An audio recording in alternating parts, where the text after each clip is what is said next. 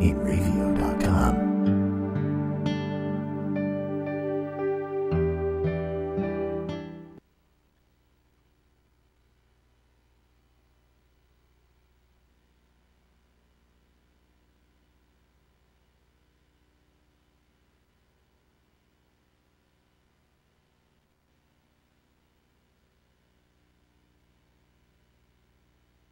Inravio.com.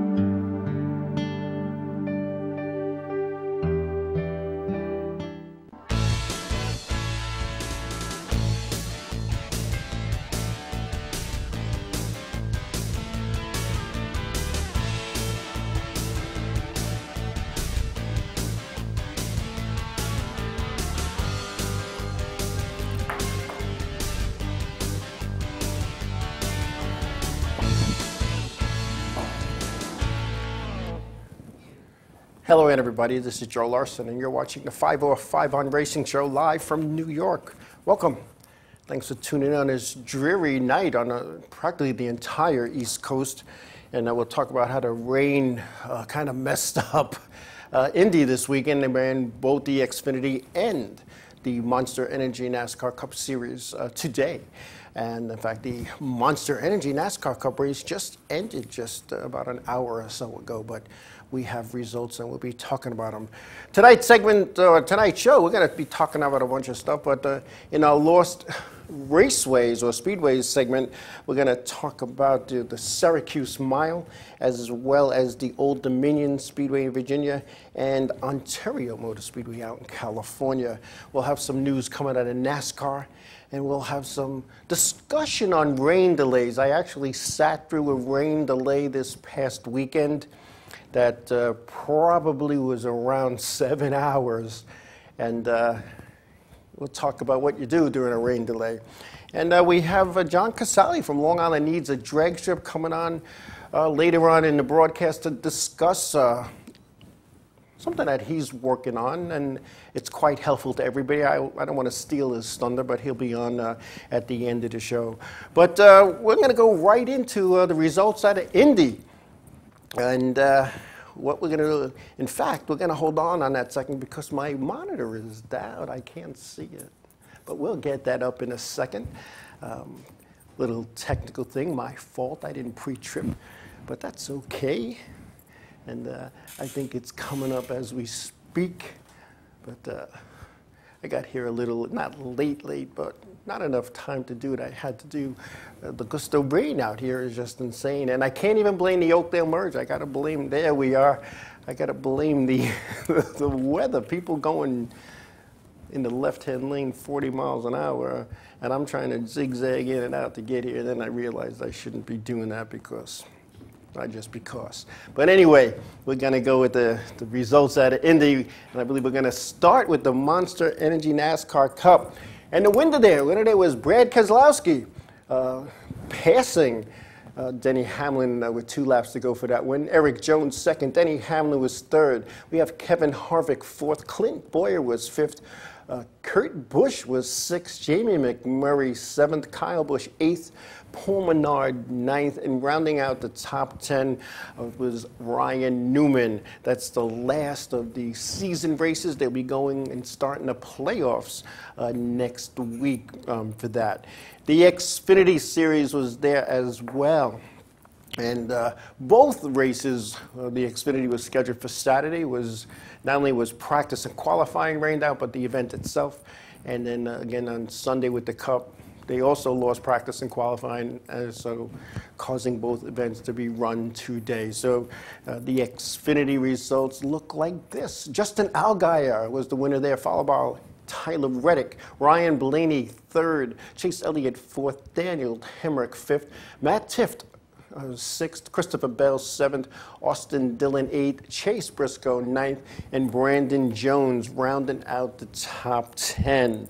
Now with the Xfinity, one of the things I want to talk about, Ryan Preece, former NASCAR Wheeler Modified Tour driver, was in a hard wreck. He destroyed that car. And it looked like he was touched and went flying into the barriers, but the car was destroyed. Elliott Sadler, and there's a picture of that now. He's hitting a soft wall there. I believe I have a couple of pictures there. He hit a soft wall there, but still the way these cars are designed, they're designed to break apart when they hit. And what that does is the car absorbs the energy and not your body. Years ago, these cars are built so stiff, not only these cars, but modifieds as well. And as you see, there's crumble zones, and you're watching the front end as it hits that safety barrier kind of crumbling up. And years ago, when these cars hit the wall, they hit, and nothing bent, and it was all designed with brackets and braces, so nothing bent. And now we no longer have that situation. And I know when I was doing some of the safety on the NASCAR Whelen Modified Tour a few years back, one of the things that we did opening day before any race car hit the racetrack is we measured certain measurements and angles. And if a car was involved in a wreck where it appeared that something was bent, that information and data was sent to that NASCAR R&D center, and they would make some changes or take a look at things to see what could be improved. And the things like the steering wheel column, did it move? Did the seat move? Did a bar move? Did any part of the chassis move? And the form is like an 11 by 14, 2 pages worth of measurements. So Ryan Preece said, unfortunately, was running good. And rumor has it that Ryan Preece may have a cup ride for 2019. I've heard different stories. I've heard different teams. So I don't want to get into the who's, the whys, and the wheres. So anyway, the next event for the Monster Energy NASCAR Cup and the Xfinity Series will be at the Las Vegas Motor Speedway, and there'll be a 9/16. And also the Camping World Truck Series will be at Vegas. They'll be there on 9/14. And so it should be an interesting event. It's the first event in the playoffs. Coming up next, we have the Whelen Modified Tour. The Whelen Modified Tour made its second trip to Long Island this season. And Justin Bonsignor, a local Long Island talent, who's a tour regular, leading the points, was the winner there, sweeping the 2 events held at Riverhead Raceway. Timmy Solomino was second, Chase Dowling was third, Doug Colby was fourth, Dave Sapienza fifth, John Font was sixth, John Beatty Jr. was seventh, Sean Solomino was eighth, Chris Pasturak ninth, and Robbie Summers rounding out the top 10. And I'll tell you what, if you look at the top 10 finishes there, it's no mistake that there's a little home track advantage there.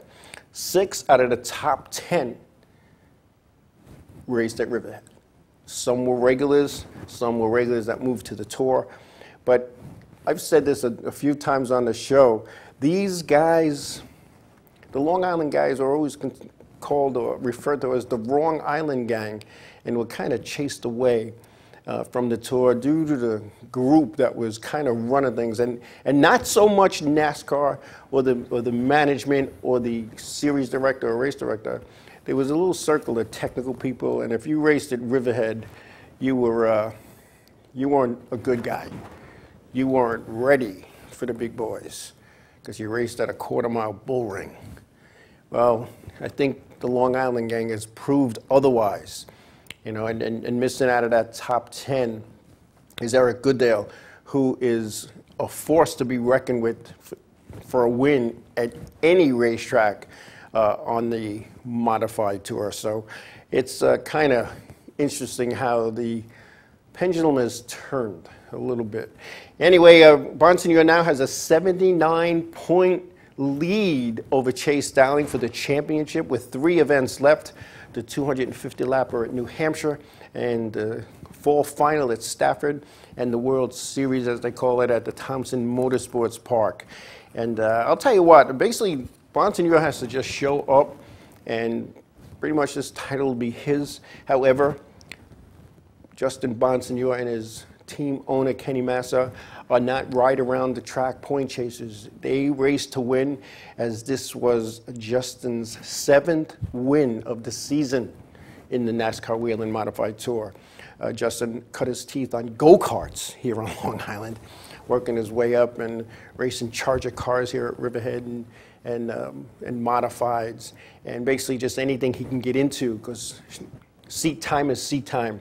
He's raced three-quarter midgets in the ATQMA, in the indoors at the Atlantic City Convention Center, Boardwalk Hall, as well as at the Riverhead Raceway too. So Justin Bonsignor is doing a nice job. It'd be nice to bring a tour championship home to Long Island. I believe the last Long Islander to win a modified tour championship was modified owner Wayne Anderson when he drove Old Blue for the Bowler family, and I believe that was in 1994.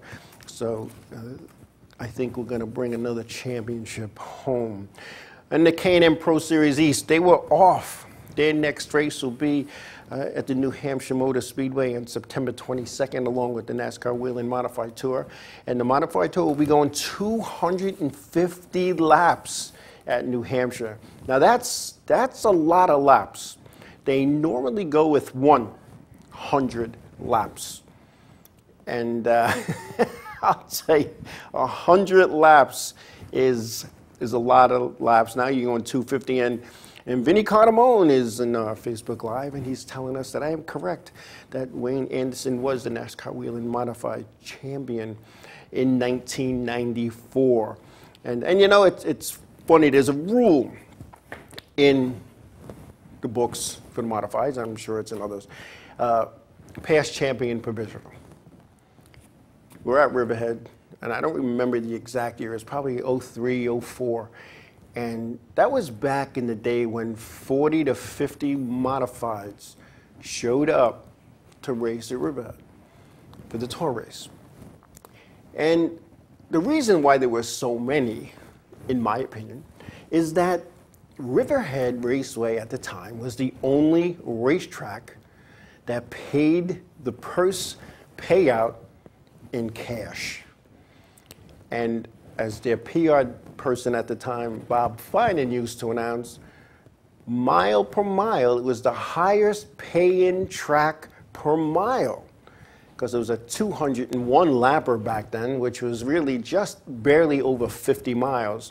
Where other racetracks, you know, if you took the Stafford Motor Speedway or Thompson, those races were 100 or 150 laps at 5/8, paying a little bit more than Riverhead. But the other thing was the Riverhead feature division were tour-type modifieds. So the locals all wanted to get into that race. Their cars were tour legal. All they had to do was put tour tires on and go racing. And they were, we were just talking about it the other day, a bunch of us, and how there was a race that more cars went home, because they started 28, then started the race. So more than 28 cars. I believe that year 30 cars went home. Nobody believes me, but you can go to racingreference.com. You can look that up, and you'll see that I'm pretty close to right on that. But when you look at that, you look at the car counts now, and I believe there were 23 or 24 cars that showed up on a rainy, miserable day at the Riverhead Raceway in Long Island. And that's not the promoter's fault, that's not the track operator's fault, that's not NASCAR's fault. It's just a sign of the times. And what do I mean by that? I mean is that there are so many modified touring groups, series.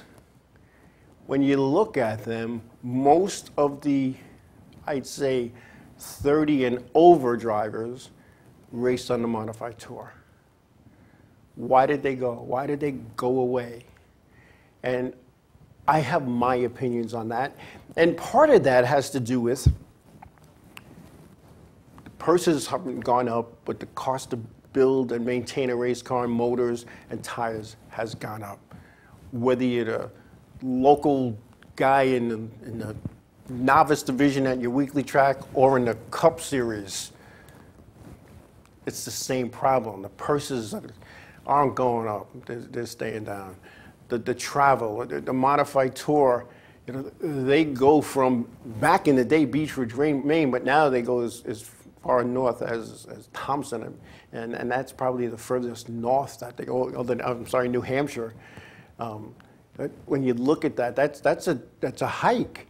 And for the teams that come from Long Island, if you've ever tried to get off Long Island on a Thursday or Friday, it's a tough deal. And getting home on a Sunday night is a tough deal as well. But the series changed over the years. It went from 23, 24, 26 events to like 15. So what happens? Theoretically, I'm a team owner. I spend $100,000 on a tour-type modified with all my spare parts and equipment, and I buy $1 million hauler and probably another $500,000 motorhome to save on hotel bills. And my schedule gets changed from 25 races to 15. I'm not going to leave my modified in the shop for people to stand on and watch and take pictures and wipe the dust off. I'm going to go racing. So the True Value Series started, the Valenti Series, the MRS Series. There are 4 or 5 other modified series now, all with about 20 to 30 cars in them. Some teams, when they get to 3/4 into the season that are on the tour, they say, you know what, we don't have a shot at the top 15 where the point fund money is, so you know what, what's the closest, best paying tour type race that we got? Oh, the Valenti Series is going to be at this track. The MRS is going to be at this track. Hey, you know what, we're from the South, like there was a team, the Hillbilly Racing Team with David Hill, started by his dad and his mom. They're coming from North Carolina. So where are they going to go? They're going to go to the stadium because they're not going to come all the way up to Connecticut or upstate New York. They built these cars to race, and to have the schedule get almost cut in half, it's not that good. And I'm going to tell you probably there's probably a handful of teams that would have difficulty qualifying years ago if the car counts were the same. See, now it's like 1.5 to 2 seconds between pole and go home, where it used to be like 2 to 3/10 of a second between pole and go home. Anyway, we're going to take a break now. We come back, we're going to talk about our Lost Speedway segment. And we're going to have the Syracuse Mile, Old Dominion Speedway, and Ontario Speedway in California when we come back.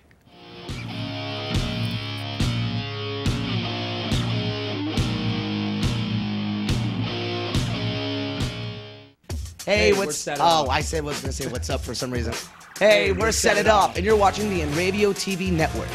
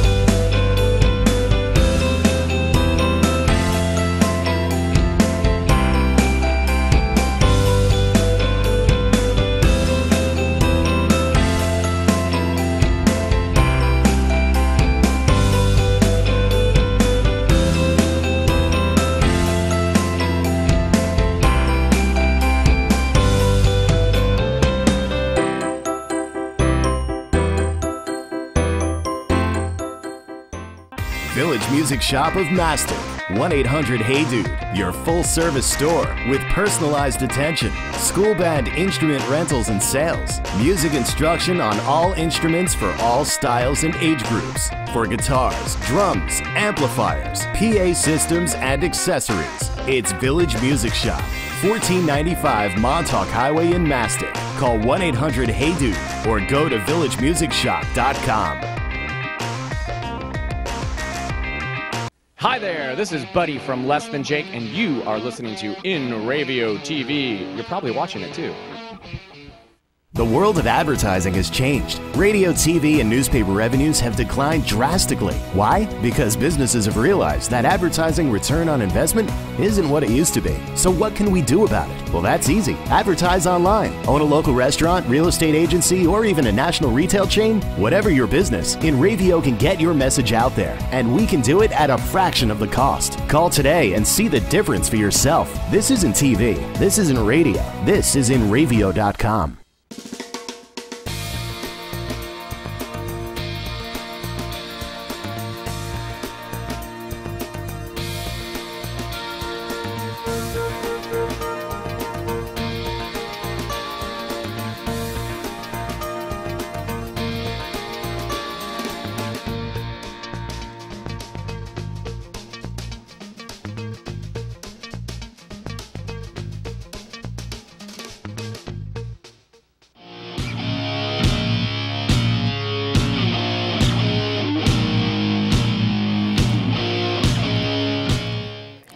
Welcome back, everybody. I want to welcome Justin Bonsignor, the NASCAR Whelen Modified Tour point leader, for watching. Welcome, Justin. Thank you. I hope you were able to see the little chat that we had about you. It seems like we're talking about Justin every week, but I guess when you finish in top one so many times, it's easy to talk about you. Nice job Saturday, Justin. Fortunately, I was wet and didn't think they were going to get in. Shame on me. But I went home and put this sorry, sad old body that was wet and cold to bed. Anyway, oh yes, lost speedways. You know, I keep talking about racetracks and how once they're gone, they're gone. Nobody's building new ones. They're putting housing developments and shopping centers and commercial buildings in. And one of these tracks we talk about today, a hotel. So let's get right to it. And one of the first tracks, or the first track we're going to talk about is the Syracuse Mile. The Syracuse Mile. I'll tell you, that's way upstate New York, and there's a car going through the fence there. Syracuse Mile, located in Syracuse, New York, was a 1-mile dirt oval located at the New York State Fairgrounds in Syracuse, New York. It was built originally for harness racing horses in 1826. With the first automobile race in 1903. The track was the second oldest track in United States history before it was torn down. In 2016, the track and the grandstands were bulldozed by New York State with plans to modernize the facility. Plans to modernize the facility. But going back to 1900, a $10,000 bid was awarded to build a dirt track suitable for auto racing, because at that time the car boom was at its heyday, and it was whoever had the fastest car was selling. There's an aerial shot of what the facility looked like, and they built it. And Barney Oldfield won the first race in 1903, but then from 1925 to 1971, owners of the facility, the Fairgrounds Board, had Indy drivers come and race the track. They cashed in some chips, talked to some friends, and stars such as Mario Andretti, A.J. Foyt, and Al Unser competed at the famed mile. 3 NASCAR Cup races were held there as well. That was in 1955, 56, and in 1957. New York State Governor Andrew Cuomo announced a new design for the track, and the track was never built. Imagine that. Right now, the property sits vacant, or the racetrack is kind of vacant, as it's part of the New York State Fair, and it's a shame. That could have been a very nice, newly built racetrack, and it could have brought revenue into New York State. And we all know who live in New York, we'd love to have our taxes lowered in an event to save some money and maybe keep some of the people here. But anyway, that's not happened. But they ran midget cars there, they ran stock cars there. They ran just about everything there, and those are the old days. They were modifieds, believe it or not, in the day. The picture that's up there now, they were modified. You took a car out of the showroom and you modified it. to go racing. So it's a shame, another track gone, and we'll see what happens. We'll see what happens. You know, the plans that New York State and Governor Mario Cuomo, that's his father, Andrew Cuomo, have for the facility, they're not squashed, but nothing's happening. Anyway, Old Dominion Speedway, Manassas, Virginia. Another tough one to say goodbye to. In 1948, a bunch of locals started racing in a field, fully knowing 2 major Civil War battles were fought on the very same field they were racing on. The racing at first was informal, drivers sharing some stories afterwards, drinking some shine, and bragging about who beat who. There's a nice aerial view of the racetrack shortly before it closed.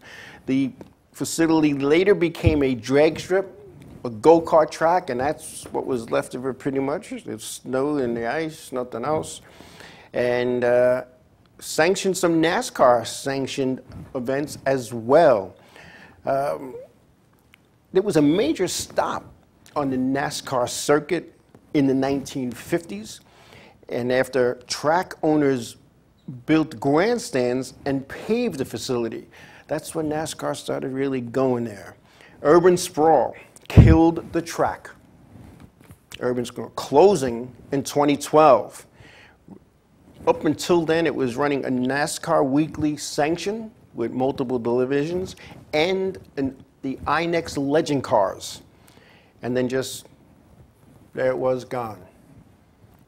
Other tracks in the area killed it. Old Dominion Speedway. It's a shame. It's a shame.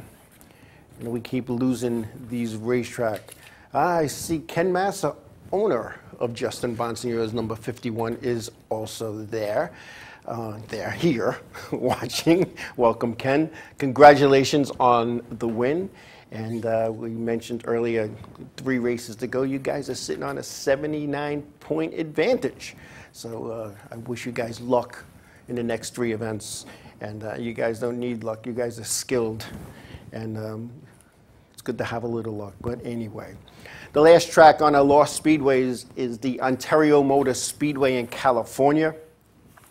And that was the first track built to accommodate major races sanctioned by all of the 4 dominant racing sanctioning bodies in America. At USAC, now the IndyCar Series, NASCAR, NHRA, and Formula One. It took 2 years to build, opening in 1970, and major races, as I said, for all the series are run there. Indy's inaugural California 500 was run in September of 1970. NASCAR's Miller High Life 500 was run in 1971. The Super National Drags in November of 70, and the Questar Grand Prix for Indy cars in March of 71. The track had been purchased, though, in the 1980s for real estate development. And it was purchased by the Chevron Realty Land Corp and then demolished. The facility sat on 800 acres with 155,000 permanent seats. And the property remained vacant for years after they stopped using it in the 80s and after it was purchased. It just sat there. Now, you saw the oval track. In the infield of the oval is now a Hilton Hotel and going into turn 4. Now, development increased in the area. Half the property is now commercially developed. Commercial buildings, factories, and whatnot. A housing development was constructed in the mid-2000s, but they paid tribute to the racing heritage. Street names such as Duesenberg Drive, Ferrari Lane, and others. The remainder of the property became a mixed-use development with condos, offices, and some retail. An arena was constructed in 2000. The Citizens Business Bank Arena sits where turn 3 was. See, once they tear them down, folks, they're now building new ones. such as somebody in the Facebook Live said, Andrew Cuomo is not building a racetrack in New York. I don't think anybody is. And Mike B. Ride, how you doing, buddy? Enjoy that shirt that we dropped off to you. You know, it's funny when you look at these racetracks, and growing up here on Long Island, I watched a lot of racetracks closed. Some of them I went to, some of them I heard about. But I remember Freeport closing, and I was, you know, okay, I wasn't a big Freeport fan. I went there in the mid to late 60s, and I was young. I went with my grandfather. And then ISUP closed. For some reason, I was like, wow, you know, all the heritage and all the stories that I had heard about from ISUP. I mean, I won't call I did their racing, but I went there with a race car. I did a couple of laps. I did some warm-ups. I ran my qualifying race. I ran my non-qualifiers race and still not qualifying, and loaded it up and went and watched the races for the night. And it was a sad day when ISUP Speedway closed, and to the point that I didn't go that last night. You know, it's like going, I know this sounds morbid, but it'd be like going to the hospital to watch somebody die. Did you need to do that? No, you don't, so I didn't go. You know, I kind of wish I did. But all over this country, the small little tracks that we all raced on, the drag strips, the oval tracks, the road courses, you know, they become something else. And the people living on those properties have no idea the heritage of the land that they're on. You know, some drivers, unfortunately, lost their lives doing what they love to do on that hallowed ground. And in my opinion, that's like building a condo complex over a cemetery. You just don't do those things. You just don't do those things. And you know, land, at least here in New York, goes for a premium. And you know what? If you're not making money at the racetrack, and somebody comes over with a boatload of money and says, listen, take this. This is like 30 years worth of what you're gonna make at this place. You know, that track owner has to sit back as a businessman and go like this. I'll take it. Because they're in business to make money.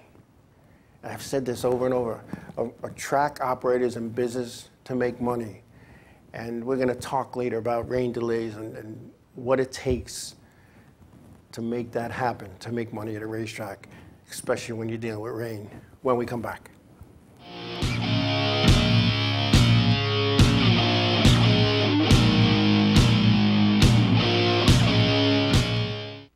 Hi, I'm Remington. I'm Emerson. And I'm Sebastian. We're Palais Royale, and you're watching Inravio TV. There we go. The world of advertising has changed. Radio, TV, and newspaper revenues have declined drastically. Why? Because businesses have realized that advertising return on investment isn't what it used to be. So what can we do about it? Well, that's easy. Advertise online. Own a local restaurant, real estate agency, or even a national retail chain? Whatever your business, Inravio can get your message out there, and we can do it at a fraction of the cost. Call today and see the difference for yourself. This isn't TV. This isn't radio. This is Inravio.com. Hey, this is Chris Less Jake, and if Inravio.com spots you at an event wearing this bracelet, they will give you $100.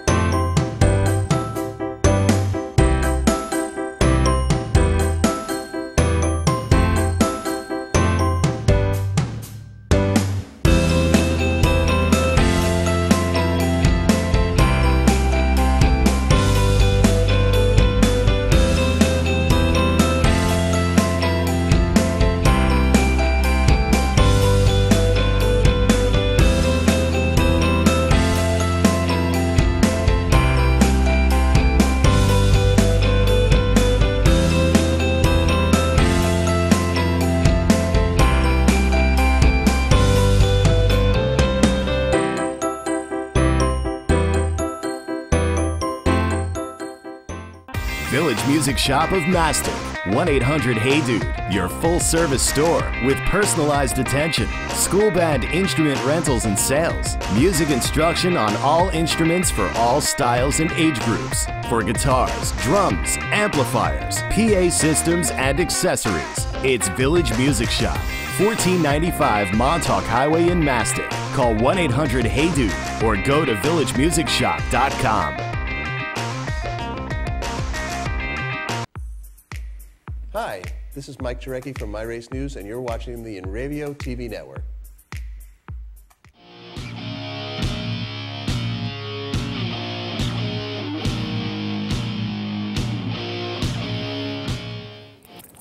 Welcome back, everybody. I'm just going over some notes here. So again, I thank everybody who's kicking on and watching and enjoying some of this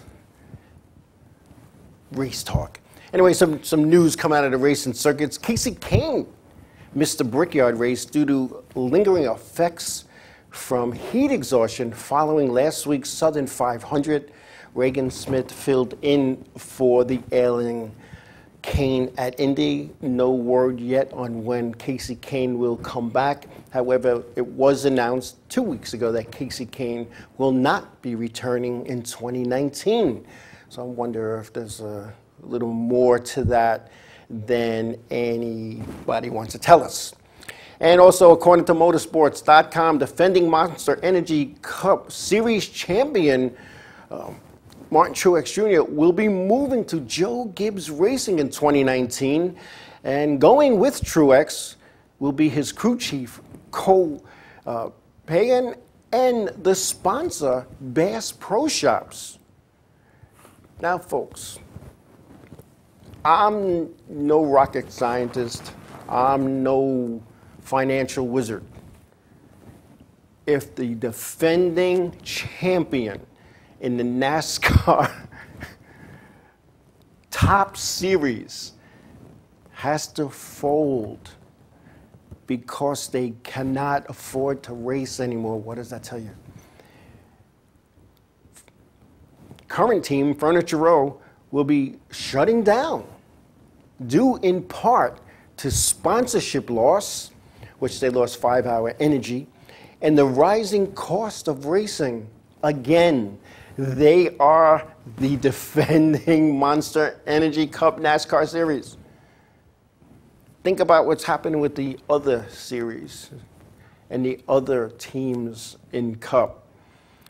Now, over at Joe Gibbs, this means Daniel Suarez, the driver of the Joe Gibbs Racing number 19, is out of a ride for 2019, according to sources. I can't give those sources up. It's a little privileged thing. But it's Suarez and Ray Dominguez. Hey, welcome. Suarez is out. I'm sure they're going to try to find something for him. Mike Vera thinks he's going to the 95. Mike Vera, you know, Mike walks around with his big smile and big guy with his red number 3V. This guy's got his ear to the sidewalk. He's got his ear to the sidewalk. Anyway, you know, when you look at that, and I'm going to talk about, you know, some of these things that happens that surprise even me sometimes when you look at teams folding, teams going bankrupt. Now, you know, think about this. If you're making $100 million and it's costing you $300 million, you know, your financial people, your accountant, they're going to tell you, listen, you need to go do something else. You know, but he's a champion team. As a champion last year, they made millions of dollars just in awards and monies. The team made millions of dollars. Now, Martin Truex is a talented driver, comes out of New Jersey, automatically picked up by Joe Gibbs Racing. Joe Gibbs, I'll tell you what, he's a gentleman. I've had many conversations with Joe Gibbs. In one of the conversations I had to him, I said, when you walked into the owner's office, when you were coaching the Redskins and in the NFL, and you decided you had enough, I said, when you stood up and shook hands and turned around to walk to the door, what went through your head? And he goes, I sat there and I stood in the hallway and I said, what did I just do? Friends of mine said, go into NASCAR. He goes, I know football. I don't know NASCAR. He goes, you know what I did? I hired people that did know NASCAR. And now he's a championship team. And a businessman. And his son's involved, and his family's involved. Family. Racing people are, in some cases, they're not your second family. They're your first family. They're your first family. Because that's what we do in racing. And when the chips are down for somebody, everybody's there to help. Yeah, we may scrap and roll on the pavement and maybe go out in the parking lot and roll in the sand a little bit. But you know what? The next day, you're probably at that guy's or gal's house having a barbecue. Maybe later on in the evening, having a nice adult beverage and looking at each other saying, we're idiots. And I look at that stuff. Today, I look at that stuff. And when I sat through the rain delay, I had the pleasure of sitting with Dave Brigatti and his crew awaiting the rain. Known Dave for quite some time. He's raced just about everything there is, has been a champion just about everything he's raced. And we sat there in the rain and out of the rain and in the rain and out of the rain. And we talked about how it used to be. And we're sitting there looking at kids walking up and down the garage area, the pit area, in their fire suits. And we're looking at each other and like, they're kids. I said, well, maybe we're getting old. He goes, no, Joe, they're kids. They don't have the passion we have because when we raced, when we started, we built our cars, we wrecked our cars, we put them back together, and we raced them again. Kids today that are in racing, they watch their daddy and his friends build their car, they race the car, they wreck the car. Daddy's wallet and his friends put the car back together. And we were talking about how the kids were like walking through the pit area like this on their phones. Instead of over by their race cars, checking something, going over something, talking to their crew chief, talking to the spotter, talking to other drivers. I had gone down to a little section of the garage area, the pit area, and my future son-in-law, Vinny Delaney, is there with his buddy Jeff Fotto, a couple of legend guys, and they're talking strategy of not to hurt each other, but you know, the track's gonna be wet if we get out there. Maybe we should do this, and maybe we should do that, and you know what? Don't do this, and run this, and don't run that, and sitting there having, and it reminded me of the old figure eight days where we all sat around talking. I'm sitting there in awe, because I'm like 19, 20 years old. I don't even understand what they're saying. Like in that Tom Cruise movie, Days of Thunder, and Harry's talking to him, and he says, Harry, I don't know what the heck you're talking about. That was me 40 years ago. I still don't know some things, but I know where to go to get the information. But the passion is missing. It's missing with the younger crowd today. The younger crowd lacks social skills. And please, younger crowd, don't bombard me with stuff. Take this as an education. Talk to some of us older guys who know what we're doing, who've been there, done that.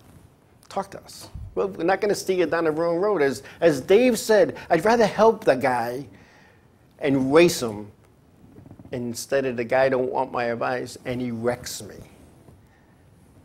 And that makes a lot of sense. And I hope some guys, you know, take a look at that.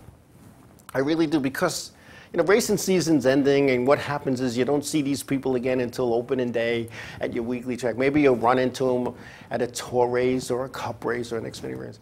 But, you know, use the people. Use the people. I worked at UPS for a lot of years, 25 years. And if I didn't know something, I went to the person who did know it. If I was struggling with something, I went to somebody who wasn't. Hey, how are you getting by with this and I'm not? And they would tell you, go out to lunch, or maybe after work you go. We used to go to the Crow's Nest in Farmington. I think we owned the place. We didn't, but it seemed like we did. And over adult cocktail. We talk about the strategy about business. Racing is no different. It's no different. I don't know. It was a fun time sitting in the rain. And again, I want to thank Dave and his crew for the hospitality. We had some nice steaks. Being that the race was still on, we drank water. I think I left before the adult beverages were served. But again, I want to thank Dave. And it was like I've been there like forever. So it's all good. Yeah, anyway, we're going to take a break. We come back. We'll have John Cozalli of Long Island Needs a Drag Strip. There's some things he wants to talk about, some of the things that are going on. And from my understanding, we're getting a little bit closer and closer to our goal. If you're a racer, whether it's a drag strip or an oval track or a road course, if we can get a track here on Long Island, it doesn't matter what kind it is, because we got a foot in the door. When we come back, we'll talk about that.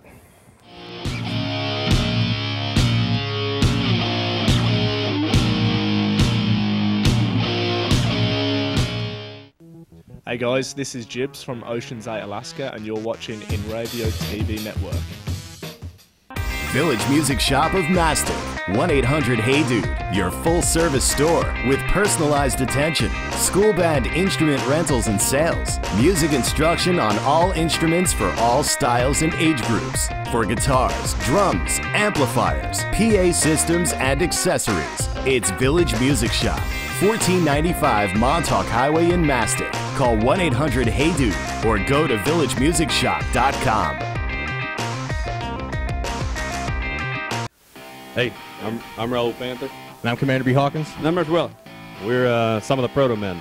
If we see you without this bracelet, you're punching the But if you have this bracelet from Inravio.com, you can win $100.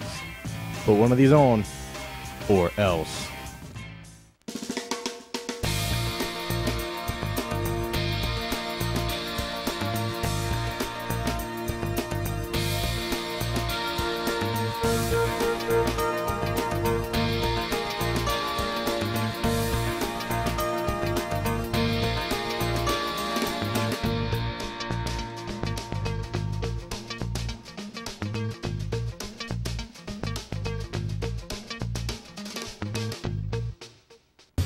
What's up, guys? This is Assuming We Survive, and you're watching Inravio TV Network. The world of advertising has changed. Radio, TV, and newspaper revenues have declined drastically. Why? Because businesses have realized that advertising return on investment isn't what it used to be. So what can we do about it? Well, that's easy. Advertise online. Own a local restaurant, real estate agency, or even a national retail chain? Whatever your business, Inravio can get your message out there. And we can do it at a fraction of the cost. Call today and see the difference for yourself. This isn't TV. This isn't radio. This is Inravio.com.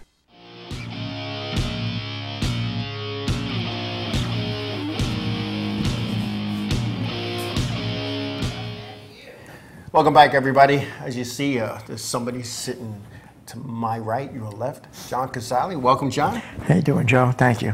Co-founder, Long Island Needs a Drag Strip. How long have you been battling this battle?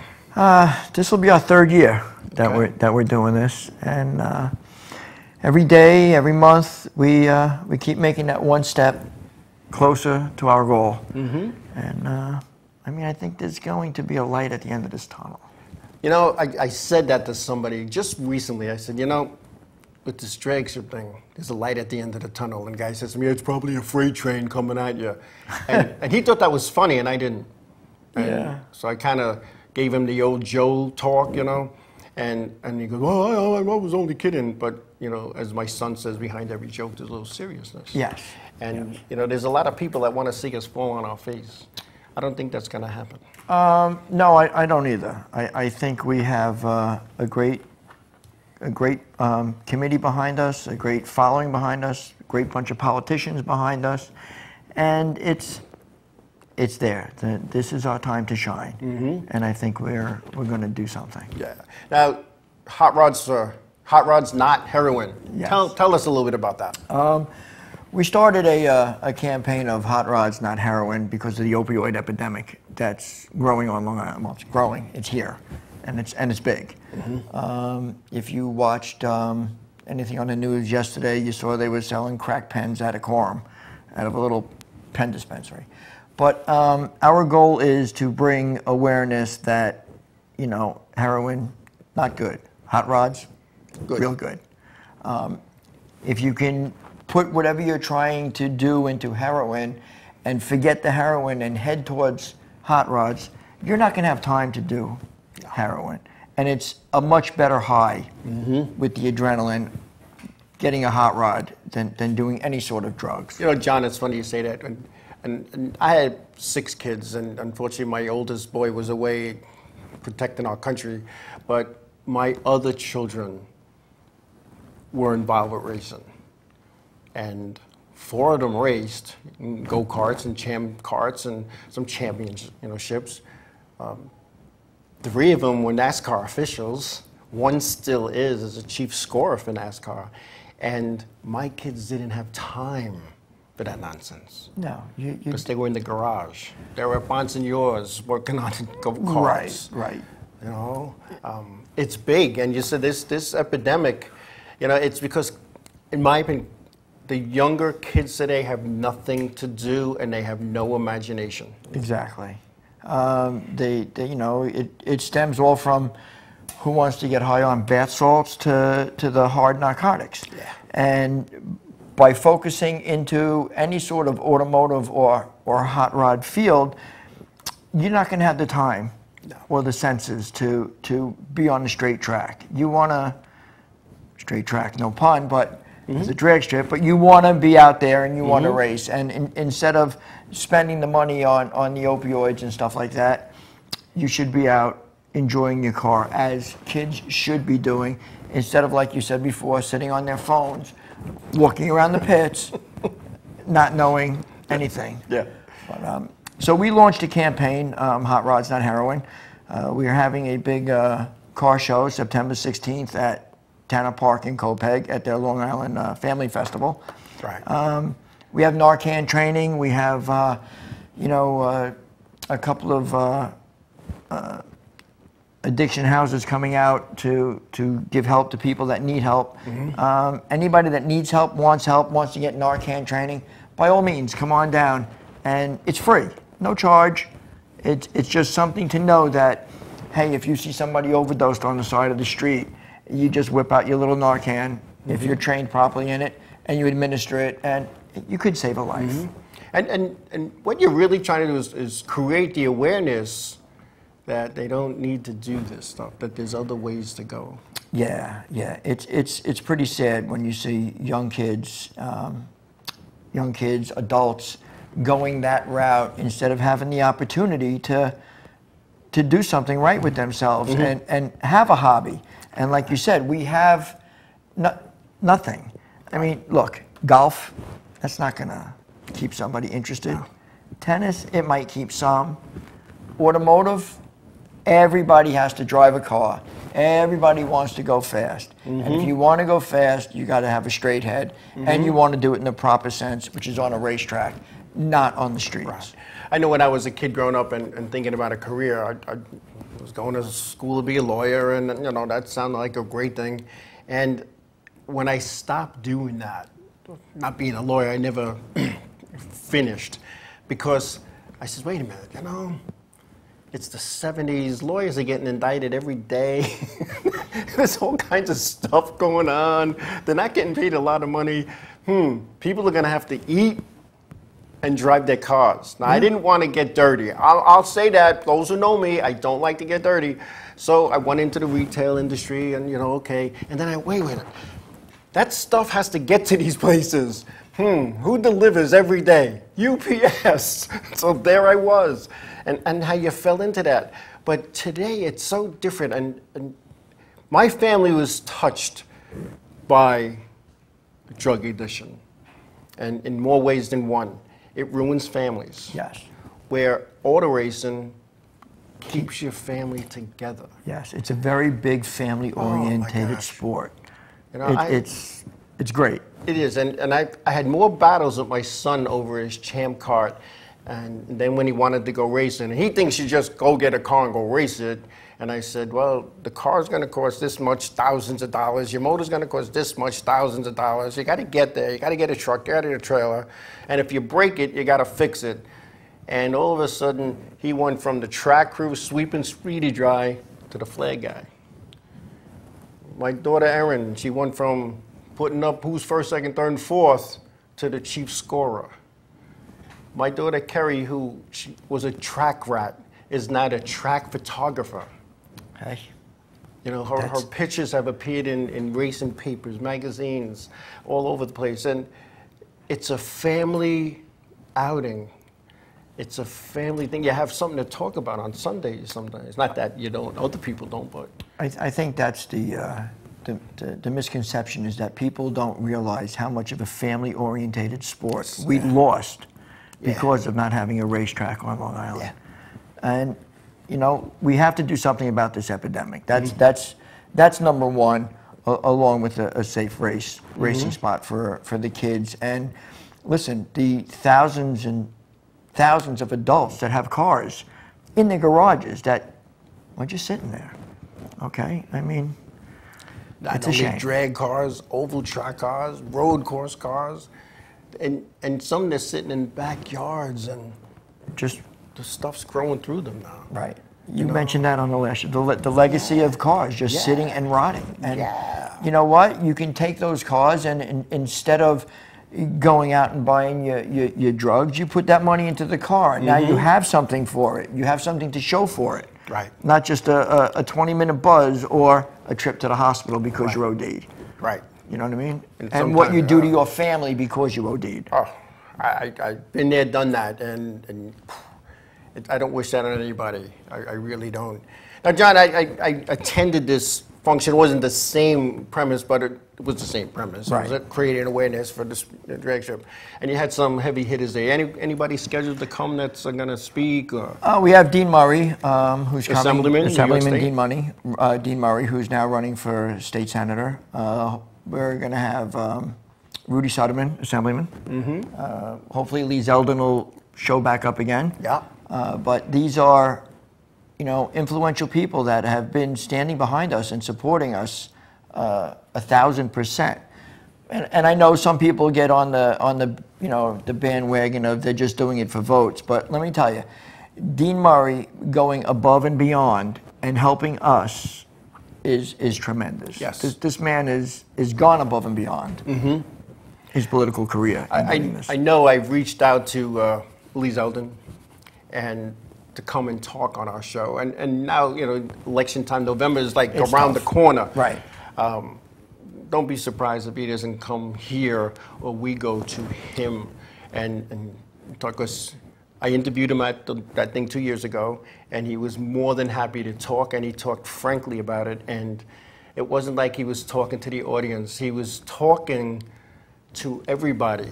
Yes. Because we're all taxpayers, and nobody understands the tax ramifications that are positive for the people of Suffolk County and Long Island. Right.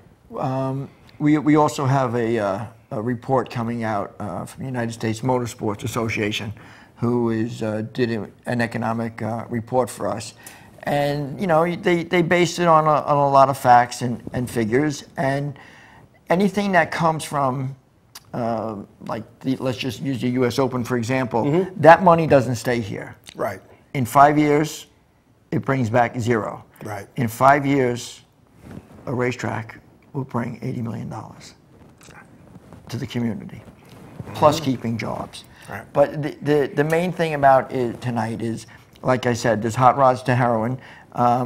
If you guys can come out and show support at Tanner Park, like I said, it's a live family festival. They also have zoo games, pizza eating contests, rides. It'll be a great time. And you get to see some hot-looking cars. Yes. There'll be loads of cars there. And like we said, it's free. There's no cost. You want to come down. You have one of your family members is in need of any support of any type of drugs. There will be counselors there. That's a number one thing. Is also what we're trying to advocate on. Very good, John. I appreciate you coming down on such short notice, and you know, squeezing you in. I appreciate you having me, Joe. It's a good cause, it's great. You know, anything to help kids, young adults, middle-aged adults, old adults, and to create awareness for this growing epidemic that we have here on Long Island. Anything to put a stop or at least slow it down, you know, we're all for it, and we're more than happy to help out with it. And John, I thank you for, you know, you don't get paid for this stuff. No. And you spend a lot of hours doing this, and I think people need to know that, you know, you don't get $1 a head, you don't get 50 cents. No. You're doing this, it's a labor of love, not only for the sport, but to help these people out. And that's big. And it's a misconception on what people think what we get out of doing this, but we get nothing. I know. Except the enjoyment of trying to bring it to other people and help other people. There you go. So folks, this weekend, if you have nothing to do, even if you have something to do, at least stop in, say hello, walk around, talk to people, find out what's going on with the drag strip, see how you could help somebody who might have a problem. Or maybe if you know somebody that might have a problem, you get them maybe to come with you. Yeah. Who knows? You know, if we could save one person. You might change somebody's life by bringing them out to this car show or any car show and steering them that way. Say, look, you can take your car and turn it from this into that. Just leave that stuff alone. Exactly. Anyway, John, thank you. Good luck. And you know, here on the 505 and Racing Show, we're behind you. We're not just oval track people, we're racing people. Yes. Here. And any kind of racetrack is a good racetrack as far as we're concerned. Anyway, folks, the hour goes quick some nights, and this is one of them. So I want to thank everybody for taking time out of your busy schedules tonight to listen and talk racing, whether it's in the chat room, Facebook Live, or you're going to catch it during the week. And I thank you for that. And this weekend, wherever your endeavors may bring you, hopefully to Tanner Park in Copeg, Long Island, for this Hot Rods, Not Heroin, a race somewhere, wherever it may bring you. Please be safe. Please be careful. Give somebody a hug. Tell them you love them. God bless you all, and we'll see you all next week. Good night, everybody. Good night.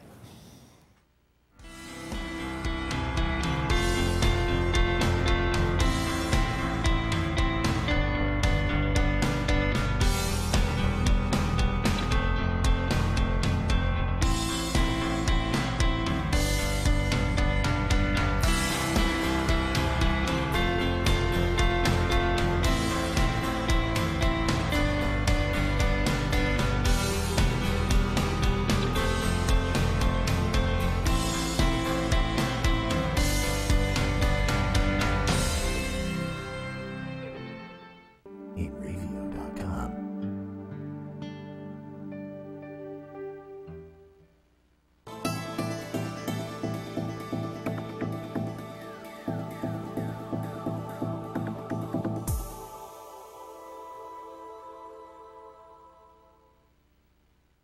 Inravio.